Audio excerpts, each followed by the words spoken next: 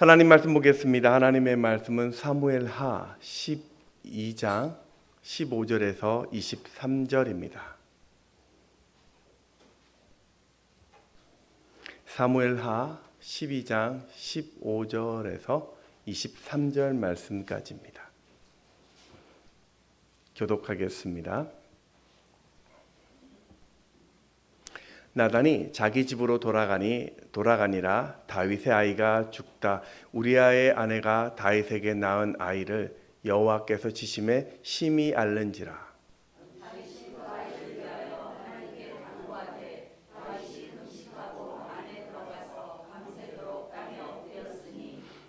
그 집의 늙은 자들이 그 곁에 서서 다윗을 땅에서 일으키려 하되 왕이 듣지 아니하고 그들과 더불어 먹지도 아니하더라.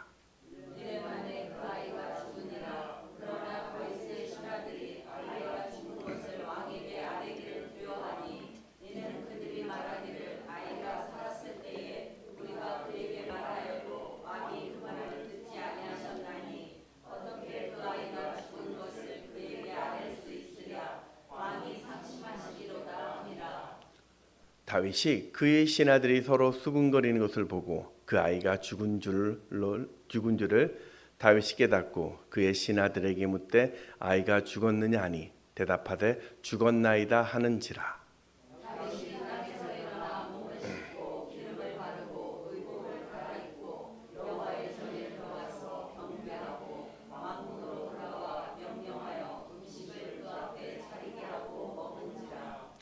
그의 신하들이 그에게 이르되 아이가 살았을 때에는 그를 위하여 금식하고 우시더니 죽은 후에는 일어나서 잡수시니 이 일이 어찌 됨이니까 하니.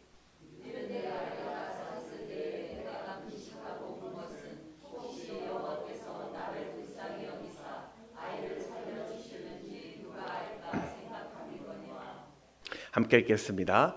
지금은 죽었으니 내가 어찌 금식하랴. 내가 다시 돌아오게 할 수 있느냐? 나는 그에게로 가려니와 그는 내게로 돌아오지 아니하리라 하니라. 아멘. 네, 명절 잘 보내셨습니까? 네, 이제 가을이고 또 이제 우리 마음을 다시 일상을 또 추스리면서 또 열심히 믿음 가운데 달려가야 될 것 같습니다. 우리 옆에 계신 분들과 인사했으면 좋겠습니다. 주의 사랑으로 환영합니다. 이렇게.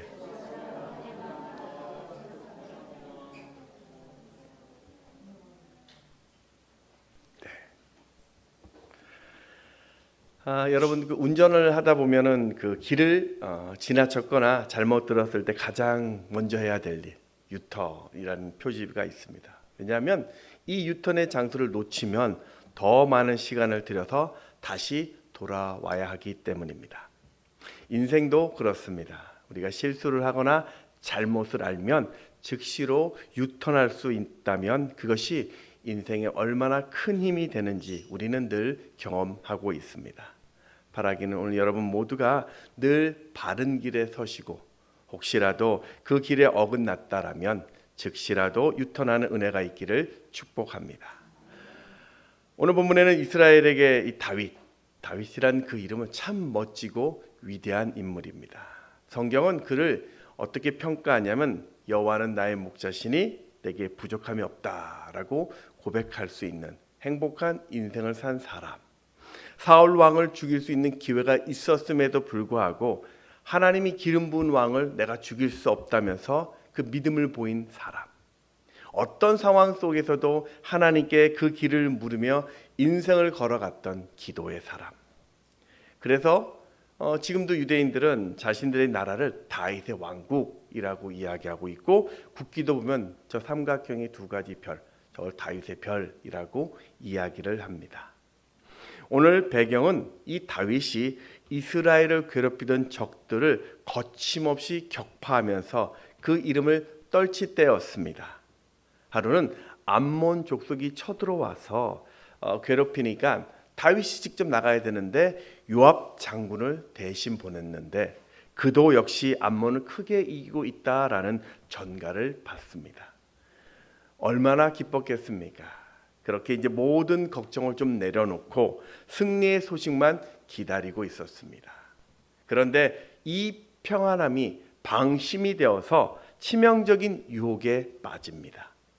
부하의 아내와 간음을 하고 그것을 감추려고 이 충성스러운 남편 그 부하를 전쟁터에 죽게 만듭니다. 그리고 부하의 아내는 자신의 아내로 맞이했습니다. 아무도 몰랐고 감쪽 같았습니다. 오늘 본문은 이런 죄의 치명적인 유혹을 보여주고 있는 장면이죠.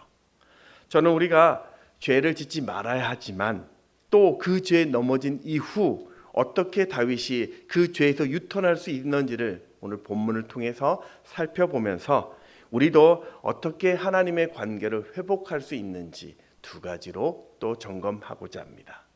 첫 번째는 죄를 시인하는 것입니다. 죄에 대한 유턴은 이 회개부터입니다. 다윗은 이 밧세바와 간음 이후 아이가 태어나는 10개월 동안 이 죄를 철저히 감추었습니다. 그런데 하나님은 속일 수 없었습니다. 하나님은 나단 선지자를 보내어서 한 가지 이야기를 들려주죠. 하루 한 성읍에 가축이 많은 부자와 암양 새끼 한 마리를 가졌던 가난한 사람이 살고 있었는데 이 부자가 자신의 손님을 맞이하기 위해서 가난한 자의 그 암양을 빼앗아 잔치했다라는 이야기를 들려주죠. 이 이야기를 들었던 다윗, 그가 누구냐고 당장 죽이겠다고 빼앗은 양이 4배를 갚으라고 말하죠. 오늘 사무엘하 12장 5절 6절 같이 한번 읽어보겠습니다. 시작. 다윗이 그 사람으로 말미암아 노하여 나단에게 이르되 여호와의 살아계심을 두고 맹세하노니 이 일을 행한 그 사람은 마땅히 죽을 자라. 그가 불쌍히 여기지 아니하고 이런 일을 행하였으니 그 양 새끼를 4배나 갚아 주어야 하리라 한지라. 그러자 나단은 그게 바로 다윗 너라고 이야기하죠. 하나님이 너를 왕으로 삼고 이 나라의 모든 것을 다 주었는데 너는 한 사람의 아내를 빼앗았다고 왜 악을 행했냐며 책망하면서 바로 너의 그 죄 때문에 너의 가문에 재앙이 떠나지 않을 것이라고 예언합니다. 오늘 10절 말씀도 보면 이제 내가 나를 업신 여기고 햇사람 우리아의 아내를 빼앗아 내 아내로 삼았은즉 칼이 내 집에서 영원토록 떠나지 아니하리라 하셨고, 바로 이 엄청난 하나님의 책망을 들었던 다윗, 그가 보였던 첫 번째 반응이 바로 13절입니다. 같이 읽어볼까요? 시작. 다윗이 나단에게 이르되 내가 여호와께 죄를 범하였노라. 우리는 여기서 다윗의 위대함을 볼 수 있습니다. 다윗의 위대함이라는 것은 물맷돌을 가지고 골리앗을 쓰러뜨렸던 그런 용기가 아니라 전쟁마다 이기는 탁월한 지혜에 있었던 것이 아니라 보잘것없는 선지자 앞에서, 그 신하들 앞에서 왕이 자신의 죄를 시인하였다는 것입니다. 여러분, 솔직히 공개적인 장소에서 자신의 치명적인 죄를 인정하는 것은 쉽지 않습니다. 대부분은 회피를 하거나 항변을 하거나 변명을 하거나 아니면 그것도 안 되면 침묵을 선택합니다. 더구나 다윗은 지금 왕입니다. 마음 먹기에 따라서는 자신의 이 죄를 감출 수 있었어요. 남편 우리아가 죽어서 내가 그 밧세바를 불쌍히 여겨서 내가 아내로 삼은 것이다. 얼마든지 그렇게 여론을 만들 수 있었던 권력자였습니다. 나단이 자신의 죄를 책망할 때 조용히 암살할 수 있는 능력을 가지고 있었던 자였습니다. 그런데 다윗은요, 변명하지 않습니다. 그럴 수밖에 없었다고, 그 정도는 괜찮지 않냐고, 몰랐다고, 나만 그런 거 아니냐고 그렇게 피하지 않았습니다. 죄를 지적했을 때 다윗의 반응은 즉시로 무릎을 꿇습니다. 오늘 이 본문과 같은 배경이 되는 게 시편 51편이죠. 이 51편 시편의 그 제목이 이렇게 쓰여 있습니다.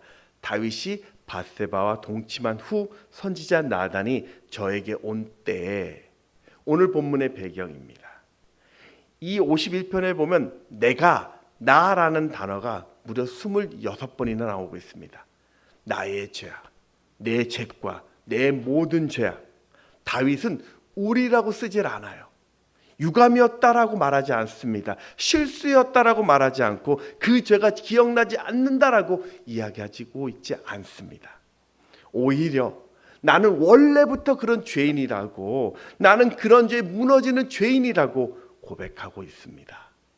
시편 51편 3절 말씀 같이 읽습니다. 시작.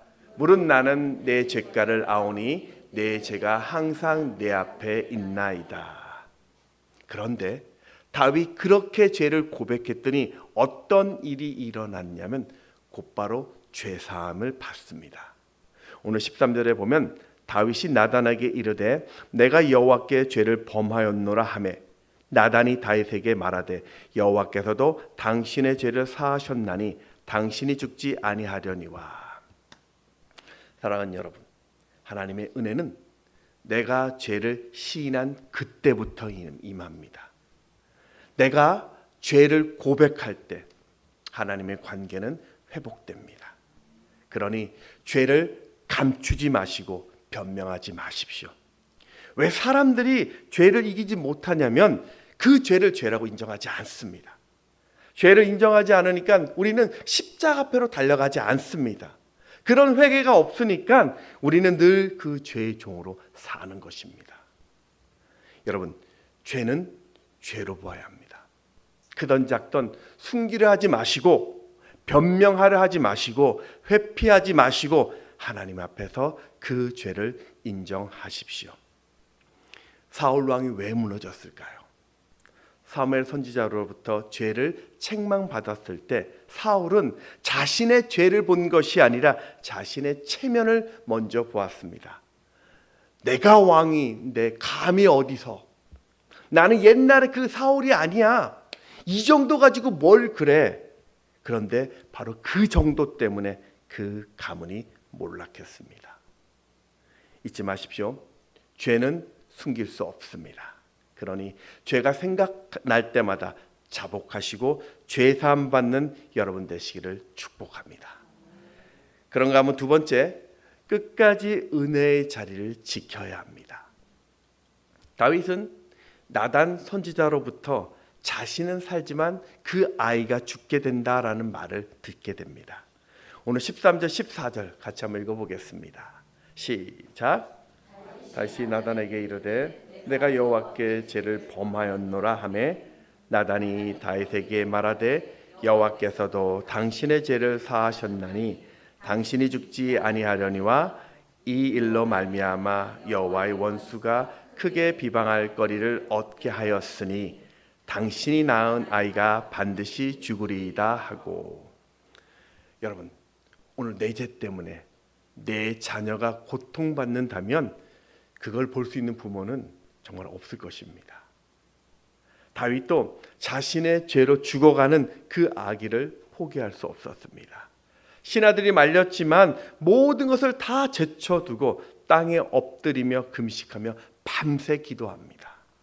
16절 17절을 보면 다윗이 그 아이를 위하여 하나님께 간구하되 다윗이 금식하고 안에 들어가서 밤새도록 땅에 엎드렸으니 그 집의 늙은 자들이 그 곁에 서서 다윗을 땅에서 일으키려 하되 왕이 듣지 아니하고 그들과 더불어 먹지도 아니하더라. 여러분, 이것이 또 다윗의 강점입니다. 그는 상황에 상관없이 지금 하나님의 은혜를 붙들고 있습니다. 지금 자신의 잘못을 회개하는 기도를 하고 있고 지금 간구하고 있고 지금 밤을 새우며 금식하며 맨 땅에 누워 은혜를 구합니다. 다윗이 이런 상황에서 기도할 수 있었던 이유는 용서하시는 하나님의 은혜가 있다는 것을 알았기 때문입니다. 분명히 다윗은 자신의 죄로 당신의 그 자녀가 죽어간다는 것이 하나님의 심판이라는 것을 알고 있었습니다. 자신의 잘못에 대한 하나님의 죄책이라는 것을 알고 있었어요, 다윗이. 하지만 은혜라는 것이 받을 수 없는 자에게 거저 주시는 하나님의 선물이라는 것을 알았기 때문에 결과를 떠나서 상한 마음과 그 통회하는 마음을 멸시하지 않으시는 하나님께 자신이 할 수 있는 최고의 겸손이 바로 금식하며 땅에 엎드리는 그 모습이었습니다. 시편 51편 17절 말씀 같이 읽어볼까요? 시작. 하나님께서 구하시는 제사는 상한 심령이라. 하나님이여 상하고 통회하는 마음을 주께서 멸시하지 아니하시리이다. 아멘. 사랑하는 여러분, 지금 오늘 여러분이 광야에 홀로 서 계십니까? 갈급하십니까? 아무것도 보이지 않습니까? 그럼 초라한 나를 보지 마시고 하나님의 은혜 앞에서 호소하십시오. 상황만 보고 여건만 보고 안 된다고 불가능하다라고 말씀하지 마시고 그렇게 기도를 포기하지 마시고 하나님 앞에 다시 나가시기 바랍니다. 여러분이 기도를 포기하는 그 순간 여러분은 하나님을 믿지 못하는 불신앙의 자리에 서 있는 것입니다. 내가 아무리 큰 죄에 넘어졌다 할지라도 여러분의 상하고 통회하는 그 마음을 그분께 드리십시오. 여러분이 기도할 수 있다라는 것은요, 오늘 여러분에게 은혜 있다라는 것입니다.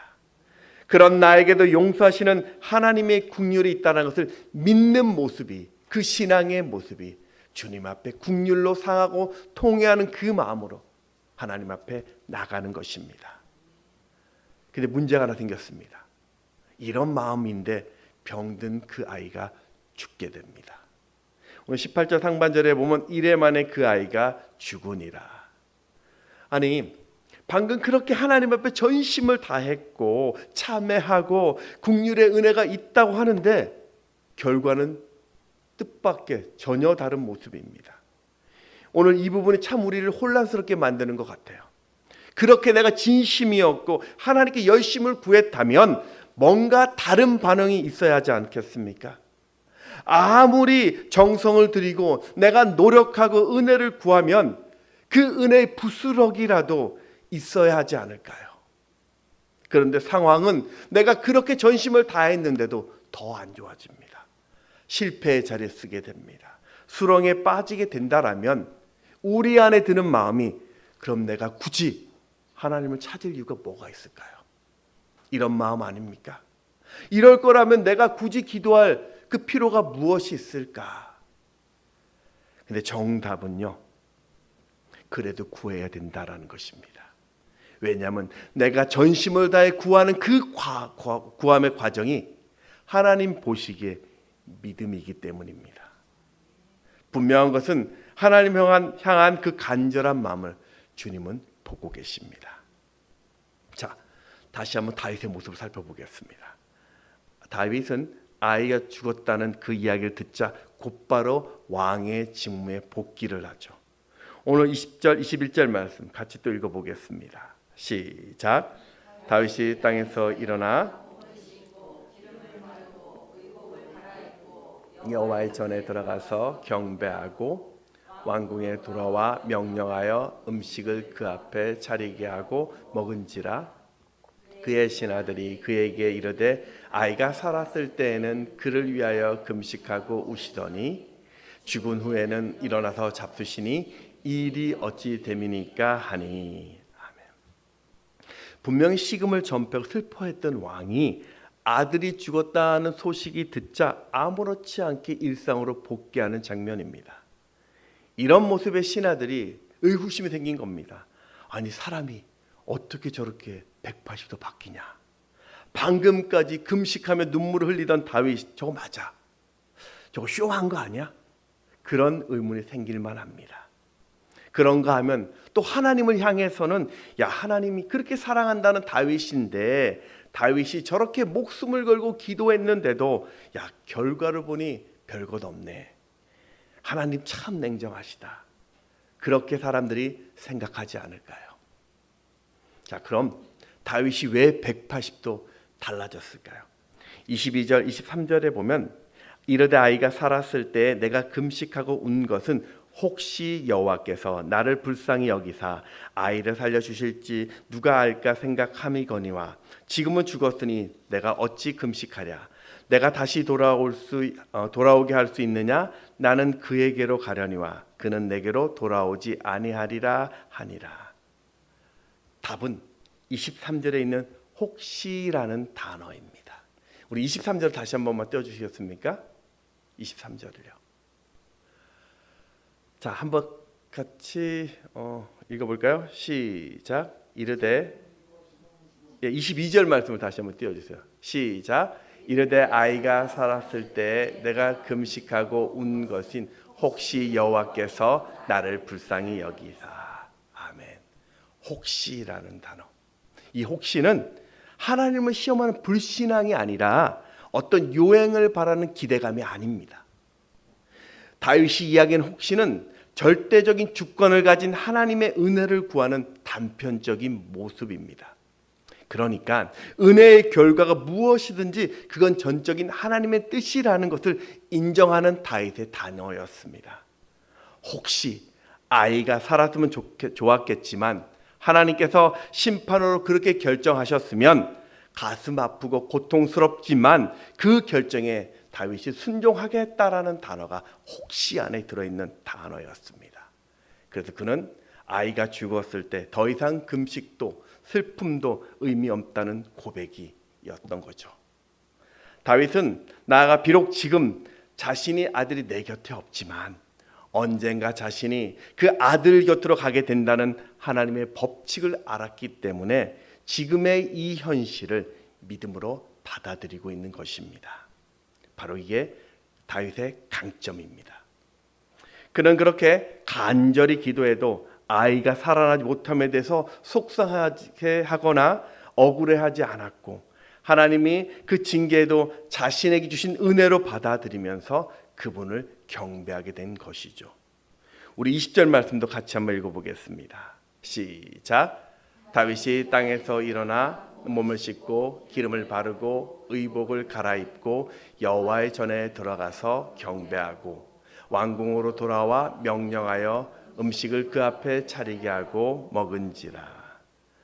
여러분, 우리가 때로 하나님의 징계에 대해서 우리가 기억해야 할 것은 회개하고 하나님의 관계가 회복되어도 뿌린 죄에 대하여 죄의 열매가 있다라는 겁니다. 갈라디아서 6장 7절에 보면 하나님은 우리가 무엇이든 심든지 그대로 거두게 하신다라고 하죠. 그러므로 진정한 회개라는 것은 하나님의 그 징계도 내가 달게 받겠다라는 고백이 담겨져 있는 것입니다. 그래서 징계를 경히 여기지 않고 징계를 받아도 낙심하지 않게 되는 것이죠. 여러분, 죄에 대한 또 하나님의 그 징계에는 분명한 목적이 있습니다. 어쩌면 그 징계는 고통 속에서 나를 하나님의 그 거룩함에 참여하게 하는 사랑의 모습이기도 하다는 거죠. 그래서 성경은 낙심하지 말고 받아들이라고, 깨끗이 순복하라라고 말씀하고 있습니다. 히브리서 12장 5절 6절 말씀 같이 읽습니다. 시작. 또 아들들에게 권하는 것 같이 너에게 권면하신 말씀도 잊었도다. 일러스되 내 아들아 주의 징계하심을 경히 여기지 말며 그의 꾸지람을 받을 때 낙심하지 말라. 주께서 그 사랑하는 자를 징계하시고 그가 받아들이시는 아들마다 채찍질하심이라 하였으니. 예전에 제가 아시는 그 성도님이 조경 회사를 하고 계셨어요. 그 어떤 우연히 이제 그 소나무 틈에 이제 분재를 이제 보게 되었는데요. 기묘한 저런 좀 바위 같은데 나무가 웅장하게 있는, 또 저렇게 자라는 모습을 참 신기했었습니다. 저런 곳에서 나무가 자라는구나. 근데 사실 분재된 저 나무는 처음부터 저런 모습이 아니었다고 합니다. 야생에서 멋대로 자란 나무를 가져와서 인공적으로 만듭니다. 조경사는 먼저 바위 틈에 흙을 보충해 주면서 저 나소나무의 뿌리를 안착시킨다고 합니다. 그리고 분재에 어울리지 않는 나무까지는 다 잘라버린다고 합니다. 이때 나무는 잘라지는 고통을 겪습니다. 그런데 그게 전부가 아닙니다. 조경사가 원하는 모양을 만들기 위해서 다시 나무 가지에다가 굵은 철사를 꽁꽁 동여맵니다.